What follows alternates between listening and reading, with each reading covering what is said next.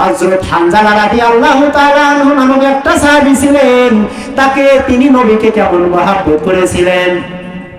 তিনি নতুন বিবাহ বন্ধনে আবদ্ধ হয়েছিলেন, তার বাসর রাত হয়েছে, তার গোসল খরচ হয়ে গিয়েছে, তিনি গোসলখানার মধ্যে রওনা হয়। যাওয়ার পরে ওই সময় কে যেন ডেকে ডেকে বলে, হানজালা তুমি কার জন্য গোসল করো, তুমি কার জন্য দুনিয়ায় বেঁচে থাকো রে হানজালা? ওই দিকে দেখো নবী নাই, নবীকে কাফের মুশরিকেরা মেরে ফেলেছে। যখন হানজালা এই কথা শুনলেন, শোনার পর গোসল বাদ দিয়া বিবিকে ডেকে ডেকে বলে, বিবি তরবারিটা হাতে তুলে দাও, দেখা হবে হাসরের ময়দানে। তার বিবি ডেকে ডেকে বলে, আপনার তো গোসল ফরজ হয়ে গিয়েছে, আপনি তো গোসল করার জন্য গোসলখানায় রওনা হয়েছেন, আপনি গোসল বাদ দিয়ে কেন চলে আসলেন? এমতো অবস্থায় হানজালা ডেকে ডেকে বলে, বিবি রে আমি কার জন্য গোসল করব? যে দুনিয়ার মধ্যে নবী নাই, সেই দুনিয়ায় আমি বেঁচে থেকে কি করব? তরবারিটা আমার হাতে তুলে দাও, আমি এখন যাব উহুদের ময়দানে যুদ্ধ করার জন্য। কাফের মুশরিকরা আমার নবীকে শহীদ করে দিয়েছেন, আমি ওইখানে যাইয়া ওই কাফের মুশরিকদের সাথে যুদ্ধ করব, আমাকে তরবারিটা হাতে তুলে দাও, আমাকে বিদায় দিয়ে দাও। সঙ্গে সঙ্গে হানজালার বিবি তরবারিটা হাতে তুলে দিলেন, সঙ্গে সঙ্গে হানজালা রওনা হলেন। উহুদের ময়দানে যুদ্ধ করতে করতে অনেক সাহাবায়ে কেরাম শহীদ হয়ে যায়, ওইখানে হানজালা শহীদ হয়ে যায়, বলেন সুবহানাল্লাহ। ওইখানে যখন শহীদ হয়ে গেলেন, আমার আপনার নবী সকল সাহাবায়ে কেরামদেরকে ডেকে ডেকে বললেন, তোমরা যেগুলো সাহাবায়ে কেরাম শহীদ হয়েছেন তাদেরকে একত্রিত করিয়া তাদের গোসল ছাড়া দাফন কাফনের ব্যবস্থা করেন। সঙ্গে সঙ্গে সকল সাহাবায়ে কেরামের লাশ পাওয়া যায়, কিন্তু হানজালার লাশ খুঁজে পাওয়া যায় না। সঙ্গে সঙ্গে কিছুক্ষণের মধ্যে তার বিবি এসে ডেকে বলে, রাসূলুল্লাহ ইয়া হাবিবাল্লাহ,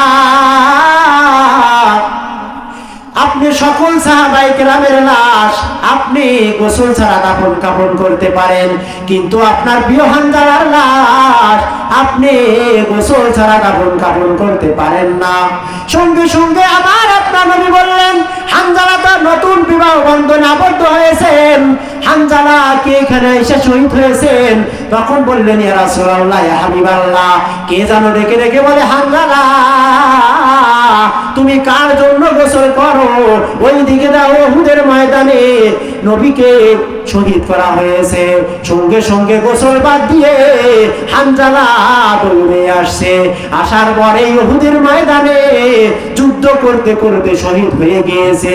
ইয়া রাসূলুল্লাহ ইয়া হাবিবাল্লাহ, আপনি সকল সাহাবায়ে কেরামের লাশ আপনি গোসল ছাড়া দাফন কাফন করতে পারেন, কিন্তু আপনার প্রিয় হানজালার লাশ আপনি গোসল ছাড়া দাফন কাফন করতে পারেন না। সঙ্গে সঙ্গে আমার আপনার নবী সকল সাহাবায়ে কেরামকে বললেন, সকল জায়গায় খুঁজে খুঁজে দেখো হানজালার লাশ কোথায় রয়েছে। সকল জায়গায় খুঁজে খুঁজে হানজালার লাশ খুঁজে পাওয়া যায় না। আমার আপনার নবী অবাক হয়ে গেলেন, হতভম্ব হয়ে গেলেন, হানজালার লাশ কোথায় গেল? এমতো অবস্থায় সকল সাহাবায়ে কেরাম বললেন, তোমরা কি হানজালার লাশ খুঁজে পাইছো? তখন তারা ডেকে ডেকে বলল, হানজালার লাশ খুঁজে পাই না। সঙ্গে সঙ্গে আল্লাহ রাব্বুল আলামিন জিবরাইল আলাইহিস সালামকে বললেন, জিবরাইল যাও যাও আমার বন্ধুর কাছে যাইয়া ঘোষণা দাও, হানজালার লাশ জমিনে খুঁজে পাওয়া যাবে না, যাবে না। আমার বন্ধুর কারণে, আমার বন্ধুর মহব্বতে জীবন দেওয়ার কারণে আমি আল্লাহ তাআলা হানজালার লাশ ওই জমিন থেকে ফেরেশতাদের দ্বারা উঠাইয়া লইয়া ওই আসমানে হাউজে কাউসারের পানি দিয়ে আমি আল্লাহ গোসল করাই, বলেন সুবহানাল্লাহ। কান্দি হবে কুলোরে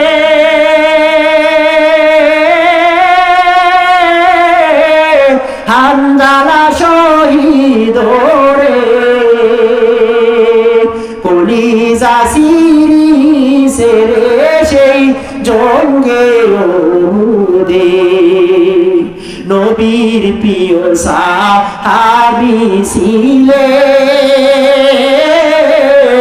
হানজালা নামেতে।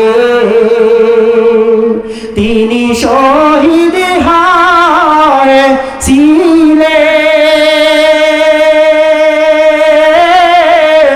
বিবাহের রাত্রিতে গিয়ে জঙ্গে ওদে কলিজা সিরিসে সেই জঙ্গে ওদে।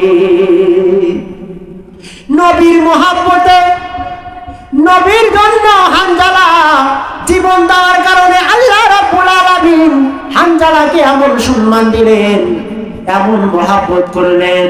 আল্লাহ রাব্বুল আলামিন ওই জমিন থেকে ফেরেশতা দ্বারা আসমানে উঠাইয়া লইয়া হাউজে কাউসারের পানি দিয়ে গোসল করায়। চিল্লায় বলে আল্লাহু আকবার। তাহলে আল্লাহকে ভালোবাসলে, নবীকে মহাব্বত করলে সম্মান বাড়া দেয়। তার নাম কি? আল্লাহ। আল্লাহ রাব্বুল আলামিন সম্মান বাড়িয়ে দেয়। বলেন সুবহানাল্লাহ।